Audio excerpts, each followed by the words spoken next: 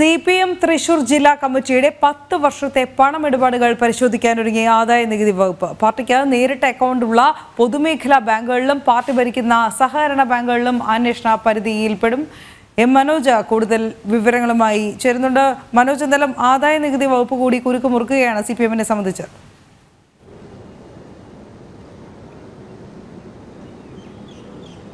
തീർച്ചയായും മനു, കഴിഞ്ഞ ദിവസമാണ് ബാങ്ക് ഓഫ് ഇന്ത്യയിലെ തൃശൂർ ജില്ലാ കമ്മിറ്റി CPM-ന്റെ ഈ ഒരു അക്കൗണ്ട് ആദായ നികുതി വകുപ്പ് മരവിപ്പിച്ചിട്ടുള്ളത്. ഇതിൽ നിന്നും കൃത്യമായും കോടികളുടെ ഇടപാടുകൾ ഈ അക്കൗണ്ട് വഴി നടന്നിട്ടുണ്ട് എന്ന് തന്നെയാണ് വിലയിരുത്തൽ. അതിൽ തന്നെ CPM-ന്റെ ജില്ലാ സെക്രട്ടറി നേരിട്ട് 1 കോടി രൂപ ഇലക്ഷൻ പ്രഖ്യാപനം വന്നതുകൂടി പിൻവലിച്ചു. എന്തായാലും കരുവന്നൂർ കേസുമായി ബന്ധപ്പെട്ട് ഈ അക്കൗണ്ടുകൾക്ക് ബന്ധമുണ്ടോ എന്നുള്ളത് കൂടെ പരിശോധിച്ച് വരുമ്പോഴാണ് ഇനി വരുന്ന, അതായത് 10 വർഷത്തെ അക്കൗണ്ടുകൾ ഇനി വരുന്ന ദിവസങ്ങളിൽ പരിശോധിക്കുവാൻ വേണ്ടി ആദായ നികുതി വകുപ്പ് തയ്യാറെടുക്കുന്നത്. CPM-ന് ഈ തൃശ്ശൂർ ജില്ലയിൽ തന്നെ 80ഓളം അക്കൗണ്ടുകൾ ഉള്ളതായാണ് ലഭിക്കുന്ന വിവരം. ഇതിൽ തന്നെ മറ്റ് വസ്തുവകകളും CPM-നുണ്ട്. ഏതായാലും ഇത് സംബന്ധിച്ച് അന്വേഷണം മുന്നോട്ട് പോകുമ്പോൾ CPM-ന് കൂടുതൽ തലവേദന തന്നെയാണ്. കാരണം സംസ്ഥാന നേതൃത്വത്തിലേക്ക് അടക്കം ഈ ഒരു അന്വേഷണം വ്യാപിക്കും.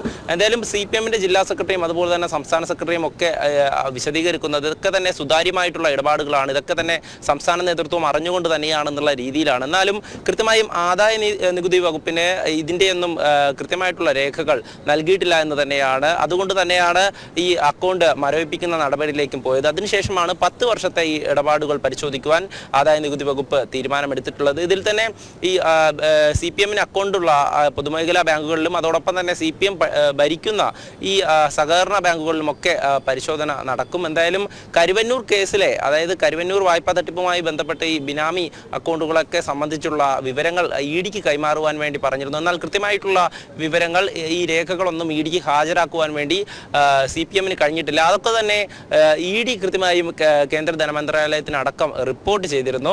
തുടർന്നാണ് ആദായ നികുതി വകുപ്പിനെയും അതുപോലെ തന്നെ റിസർവ് ബാങ്കിനെയും ഒക്കെ ഈ അന്വേഷണ ചുമതല ഏൽപ്പിച്ചിട്ടുള്ളത്. അവരൊക്കെ തന്നെ പരിശോധിച്ച് വരികയാണ്. അതിന്റെ ഭാഗമായാണ് തൃശ്ശൂർ ജില്ലാ സെക്രട്ടറിയെ തന്നെ വിളിച്ചു വരുത്തി ആദായ നികുതി വകുപ്പ് ചോദ്യം ചെയ്തത്. അതിൻ്റെയൊക്കെ അടിസ്ഥാനത്തിൽ കൃത്യമായും ഓരോ അക്കൗണ്ടുകളായി പരിശോധിക്കുമ്പോൾ ഒരു അക്കൗണ്ടിൽ മാത്രം ഉണ്ടായിരുന്നത് 10 കോടി രൂപയാണ്. ഈ കഴിഞ്ഞ കാലഘട്ടം വരെ 10 കോടി രൂപയുടെ ഇടപാടുകൾ ആ അക്കൗണ്ടുകൾ നടന്നു.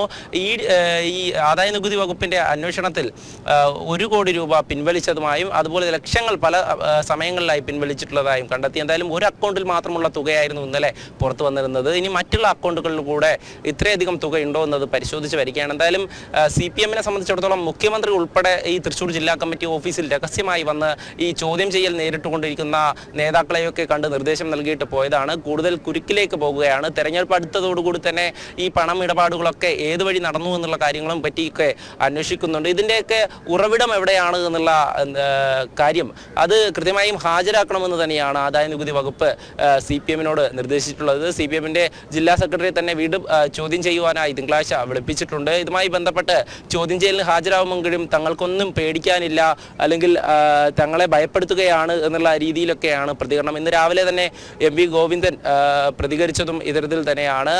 ED-യെയും ഇത്തരത്തിലുള്ള കേന്ദ്ര ഏജൻസികളൊക്കെ ഉപയോഗപ്പെടുത്തി തങ്ങളെ ഭയപ്പെടുത്തുവാൻ നോക്കുകയാണ്, അതിലൊന്നും തന്നെ ഭയപ്പെടില്ല എന്നുള്ള രീതിയിലാണ് പ്രതികരണമെങ്കിലും ഈ അന്വേഷണം മുന്നോട്ട് പോകുമ്പോൾ CPM-ന്റെ നിയന്ത്രണത്തിലുള്ള ബാങ്കുകളിലും അതോടൊപ്പം മറ്റു ബാങ്കുകളിലുമൊക്കെ ഈ CPM രഹസ്യമായി സൂക്ഷിച്ചിരുന്ന അക്കൗണ്ടുകളിലെ ഈ വിവരങ്ങൾ കൂടി പുറത്തു വരികയാണ്. ഇത് സംബന്ധിച്ച് കഴിഞ്ഞ ദിവസം തന്നെ കോടികളുടെ ഇടപാടുകൾ ഈ അക്കൗണ്ട് വഴി നടന്നതായി കണ്ടെത്തി. അതിനുശേഷം നടപടിയെടുത്തു. ഇനി എന്തായാലും വരും ദിവസങ്ങളിലും കൃത്യമായിട്ടുള്ള നടപടി ആദായ നികുതി വകുപ്പിന്റെ നേതൃത്വത്തിൽ ഉണ്ടാകുമെന്ന് തന്നെ പ്രതീക്ഷിക്കാമനു. ശരി മനോജ്.